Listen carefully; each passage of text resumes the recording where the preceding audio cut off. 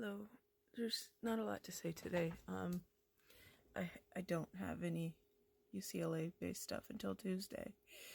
Although I got some kind of, I don't want to say butt dial because you wouldn't do that on a landline, but they called me yesterday and I picked up and said hello. Nobody said anything, and then they never called back. So somebody at UCLA probably thought they needed to talk to me and realized, no, not me, somebody else.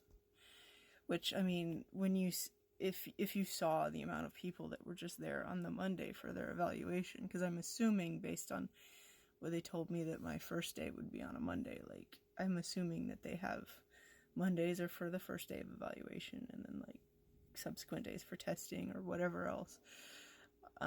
Maybe. But there were a startling amount of people younger than me there with their care workers, like young guys that were clearly in their 20s. Like, you couldn't even have had enough time to drink to get cirrhosis like that. And I'm like, and there was 2 or 3 really young people there, not children, but 20-year-olds. I saw, older men, older women, like you would expect to see. But it does seem that liver disease is kind of getting more and more prevalent, and I don't know if at some point somebody's going to notice this and start looking at what is happening. Like, a lot of people are saying, yeah, it's the food we eat, and maybe it is. I don't know. Maybe it's the pollution in the air. Maybe it's all the plastic. I don't know. We don't know. Nobody's really looking into why all of a sudden everybody has liver problems. I sure don't wish this on any more people, though, and I really wish those young people that I saw the best of luck. I hope they had similar results to me and that they won't need transplant anytime soon.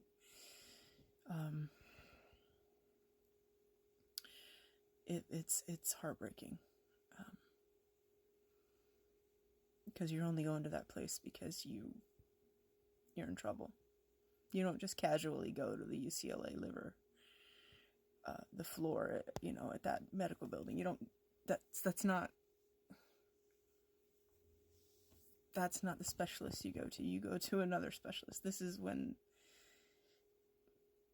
the last ditch treatment. And the fact that there were so many young people there is just, I mean, I feel like I'm a little too young to be there, but not really, because middle-aged women do apparently get diagnosed with PBC a lot. So, not super young, really. But in terms of liver transplantation, yeah, a little bit young. And doctors even said that. They said that, like, my body's in pretty good shape and I'm of a good age, that if I need a transplant, my prognosis is pretty good. Excellent. And of course, these young guys probably the same. Hopefully. So, I've been thinking the last couple nights what to do when this is all resolved. I mean, if it turns out that I need a transplant, clearly I would still be making the videos because this is about this journey, right? But what if the journey's over? What if I don't need transplant? I mean, I guess I could come on every so often when I go to a doctor's appointment, but who cares about, for this month's blood tests, eventually it would just all be the same thing over and over. So I'm thinking, once the journey is over, once I have definitive note from the doctors that I'm not going to need transplant right now, I suppose that's it for these videos. I mean, nobody wants to hear me talking about what I watched, what movie I saw that weekend. I mean, who cares? Nobody wants to hear about what I'm reading, I'm sure. I'm going to start up writing my plays again. It's been a while since I've written a play, but I've been reading a lot of plays, and a lot of modern plays at that. Not just, your classics like Moliere and George Bernard Shaw. But when I start reading plays, because I've always enjoyed writing them. I'm not good as a novelist, because again, my brain is a monologue, so of course it's easier for me to write and just making statements. It's just, that's how my brain works. So there's still a way to go. It's not done. I feel like I might be jumping the gun a bit because they're still going to look for a lot. I mean, what if they find something else that I need treatment for? Well, then, of course, I suppose this would move over to being the start of that journey. Like, for instance, if they found lung cancer, well, then it would become my lung cancer journey. God, I hope they don't find lung cancer. I don't want them to find anything, but realistically, it's possible. I don't have any symptoms, but I didn't have any symptoms of liver disease either, so it's just something I've been contemplating because I don't think I'm interesting enough to warrant making daily videos. But that's okay if this is a limited series. I took it from pretty much the beginning to the end, and I'm happy with that. I'm proud of these videos. I mean, I know there's no production value, there's nothing exciting about them, and I just talk endlessly. I doubt anybody really watches these to the end. I mean, if they do, great. You know, I would. I enjoy this kind of thing, but not everybody does. Some people just want the news and out. Get it. You know, and am I going to make 10-minute videos of me talking about just random stuff every day? No, nobody wants that. But for now, there's still miles to go before I sleep. So, on Tuesday, I see a nutritionist, and I get chest x-rays, and I get my CT scan.